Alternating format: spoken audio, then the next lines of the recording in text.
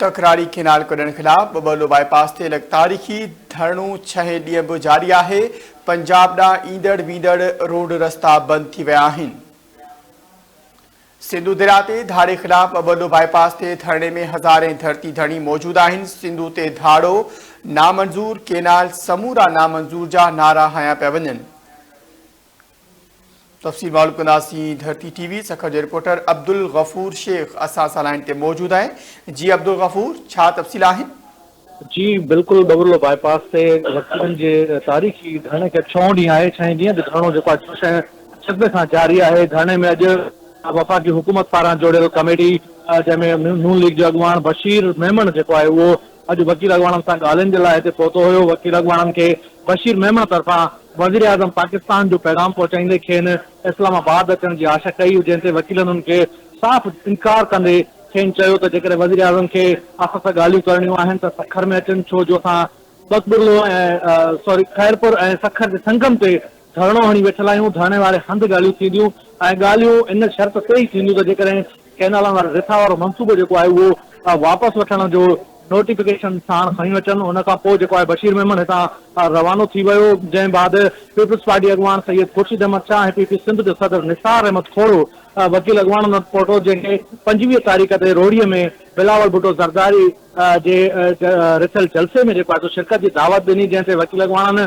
चयो त उन्हनि जे मशावरती कमेटी जेका आहे उहा जेको आहे सो फ़ैसिलो कंदी त उनमें जलसे में शिरकत कजे या न। हिन हवाले सां मां तव्हांखे ॿुधाईंदो रहां त बबलो बाईपास ते हिन वक़्तु बि न रुॻो जेको आहे वकील पर मुख़्तलिफ़ सियासी समाजी धुरनि जा अॻवान, शागिर्द, उस्ताद, उन खां अलावा GMC कॉलेज सखर जा जेके पैरामेडिक्स आहिनि उहे बि जेको आहे हिते शरीक थिया आहिनि। उन खां अलावा सिविल सोसाइटी जा माण्हू बि शरीक थिया आहिनि। सुबुह जो सवेर जेको आहे जीअं ई धरणो शुरू थियो त नंगर पार्कर जेको इंडिया ऐं पाकिस्तान जो बॉर्डर आहे उतां खां बि माण्हुनि जी आमद जेको आहे हिते ॾिठी वई। उन खां पोइ सिंध जा जेके शाइर आहिनि, जेके सिंधी ॿोली जा सफ़ीर आहिनि, उहे बि अॼु हिते जेको आहे सो मौजूदु हुआ, जिन पंहिंजा ख़िताबात किया ऐं हिकिड़ो जज़्बाती अंदाज़ में जेको आहे सो हुननि सिंध धरतीअ लाइ पंहिंजो पैगाम पहुचायो। हुननि चयो आहे त वफ़ाक़ी हुकूमत हर सूरत हुनखे कैनालनि वारो मंसूबो जेको आहे उहो वापसि वठिणो पवंदो, छो त सिंधु असांजो जियापो आहे। जियापे जी जंग ज़िंदगी ऐं साह जे आख़िरी सॻे ताईं बि जेको आहे सो विढ़ंदासीं। हिन महिल बि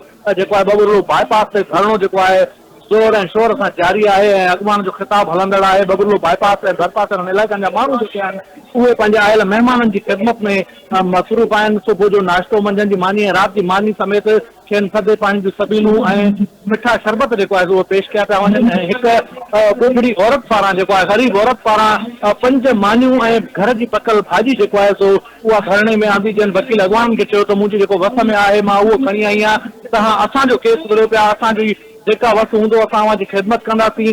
ऐं वकील बिरादरी जा हौसला ॾिसी करे हितां जेका आसपास जा माण्हू आहिनि उहे पिणु जेको आहे सो हिते धरणे में वॾे अंग में मौजूदु आहिनि। हिन वक़्तु बि जेको आहे धरणे वारो जेको पंडाल आहे उहो खचाखच माण्हुनि सां भरियल आहे। मां तव्हांखे ॿुधाईंदो रहां त बबलो में धरणे सबबु सिंध, पंजाब ऐं बलोचिस्तान तरफ़ ईंदड़ ट्रैफ़िक जेका आहे उहा मुकमल तौर ते मुअतल आहे। ॿिन्ही पासनि खां गाॾियुनि जूं डिघियूं कतारूं लॻल आहिनि। अॻवान हिन वक़्तु बि धरणे सां ख़िताब करे रहिया आहिनि। जी अब्दुल गफूर, वॾी महिरबानी आगाह करण लाइ।